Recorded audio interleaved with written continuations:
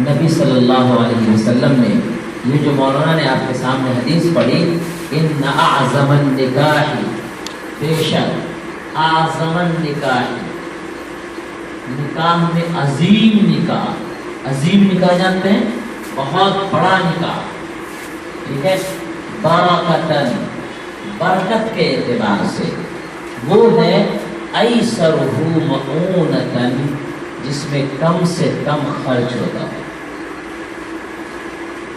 آسانی ہوتی ہے، اس میں برکت ہے۔ گویا کہ اللہ کے نبی صلی اللہ علیہ وسلم نے کم خرچ والے نکاح کو، کس کو؟ کم خرچ والے نکاح کے سلسلے میں آپ صلی اللہ علیہ وسلم نے دو باتیں کہی۔ نمبر ایک، میری نظر میں یعنی رسول اللہ کی نظر میں وہ نکاح عظیم نکاح ہے، بڑا نکاح ہے ہمارے نبی کی نگاہ میں۔ نمبر دو، اللہ کے رسول نے فرمایا اگر کم خرچ کرو گے تو برکتن کا مطلب آپ لیجیے مبارکباد۔ آپ جو کہتے ہیں نا مبارک ہو، برکت کی دعا ہی کو مبارکباد کہتے ہیں۔ جب کسی کو برکت کی دعا دیتے ہیں تو مبارک ہو کہتے ہیں۔ تو نبی صلی اللہ علیہ وسلم نے کہا اگر تم کم خرچ کرو گے تو میری نظر میں یہ نکاح بڑا ہو جائے گا اور میری طرف سے تم کو مبارکباد ملے گی۔ آپ نے کہا ہم آپ کی نگاہ میں ہمارا نکاح بڑا ہو نہ ہو کوئی فرق نہیں پڑتا ہے، پبلک کی نگاہ میں، محلے والوں کی نگاہ میں، شہر والوں کی نگاہ میں ہمارا نکاح بڑا ہونا چاہیے، اس کی فکر ہے۔ سمجھ میں آ گیا؟ پبلک کی نکاح میں، نیتاؤں کی نکاح میں، بڑے بڑے لوگ جو ہمارے شہر کے پیسے والے کہلاتے ہیں، ان کی نگاہ میں اور ان کی نظر میں ہمارا نکاح بڑا ہو، یہ ہمارے لیے بڑی بات ہے۔ ہمارے لیے رسول اللہ کی نگاہ میں اور آپ کی نظر میں نکاح کا بڑا ہونا بڑی بات نہیں ہے۔ یہ سمجھ آ گیا؟ دوسری بات یہ ہے، آپ نے اگر آسانی نہیں کی، سہولت نہیں پیدا کی، شادی میں زیادہ خرچ کیا تو آپ نے یہ کہا نعوذ باللہ اللہ معاف کرے اس گستاخی اور بدتمیزی کو، ہمارے اس گستاخی اور بدتمیزی کو اللہ معاف کرے۔ آپ نے یہ کہا اے نبی مجھے آپ کی مبارکباد نہیں چاہیے، مجھے شہر کے نیتاؤں کی مبارکباد چاہیے، مجھے رشتہ داروں کی مبارکباد چاہیے، مجھے پیسہ والوں کی نظر میں مبارکباد چاہیے، میرے پیسے کا دولت کا اظہار ہونا چاہیے، مجھے مبارکباد نہیں چاہیے۔ اس لیے اے نبی کی مبارکباد کو ٹھکرانے والوں، تم کو اگر لگتا ہے کہ نبی کی مبارکباد کو ٹھکرا کر کے اس شادی میں برکت کی دعا کر لو اور مولویوں سے ہاتھ اٹھا کر کے دعا کروا لو اور مولویوں کو جمع کر کے دعا کروا لو، یہ بھول ہے۔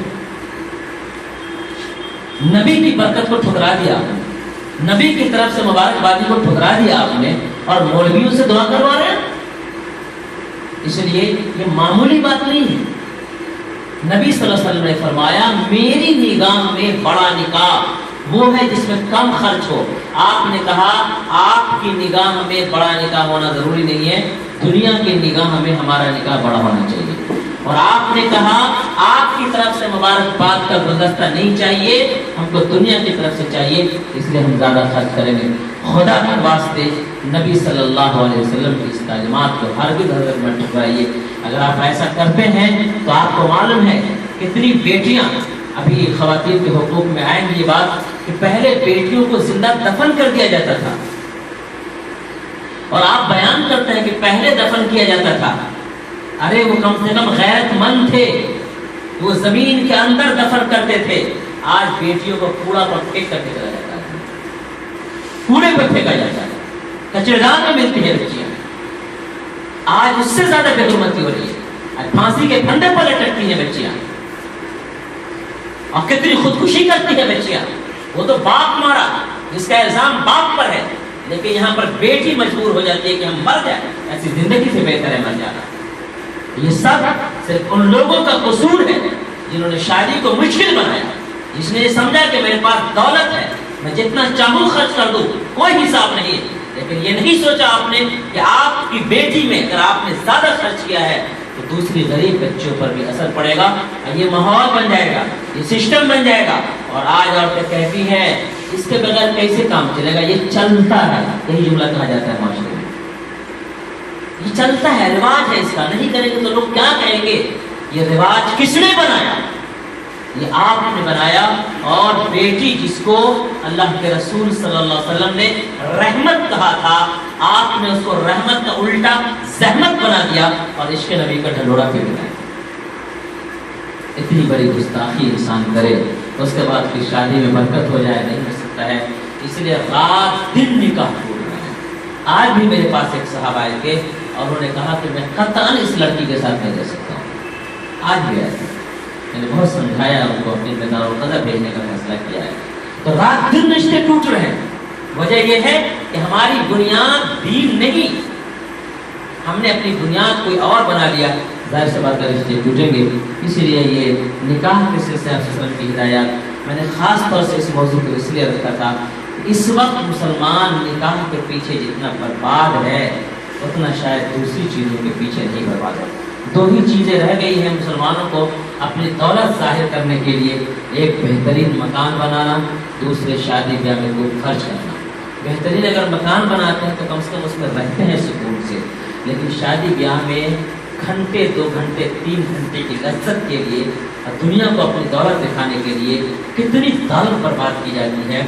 وہ پانی اللہ نے آپ کو نعمت میسر کی ہے کہ یہاں پر آپ کو پانی صاف شفاف پینے کے لائق ملتا ہے، پھر آپ کے ٹیبل پر کیوں وہ بوتل سجی رہتی ہے؟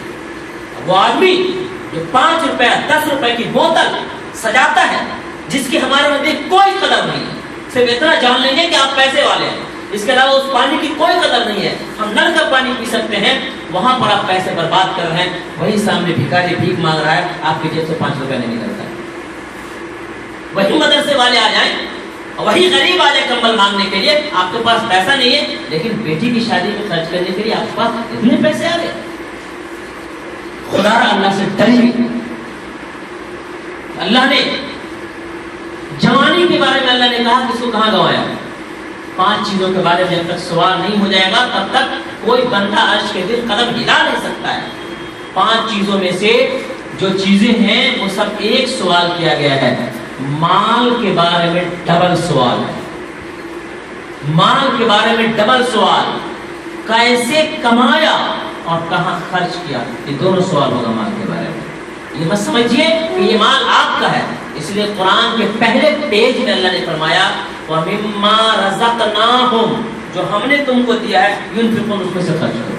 یہ تمہارے باپ کا، تمہاری محنت کی کمائی نہیں ہے، جو ہم نے تم کو دیا ہے اس میں سے خرچ کرو۔ اللہ کے دیے ہوئے مال میں اپنی مرضی چلانا اور گناہ نہ کرنا، اللہ نے فرمایا ان المبذرین کانوا اخوان الشیاطین، کہ جو فضول خرچی کرنے والا ہے وہ شیطان کا بھائی ہوتا ہے۔ اور اللہ نے فرمایا ولا تسرفوا انه لا يحب المسرفین، فضول خرچی مت کرو، اس لیے کہ اللہ تعالیٰ فضول خرچی کرنے والوں کو پسند نہیں کرتا ہے۔ اتنے تاکیدی احکام کے باوجود اگر مسلمان اس طرح کرتا ہے ہندو بھائیوں سے متاثر ہو کر کے، تو افسوس کا لائق بات ہے۔ ہونا یہ چاہیے کہ آپ کی سادگی کو دیکھ کر کے دوسرے متاثر ہو۔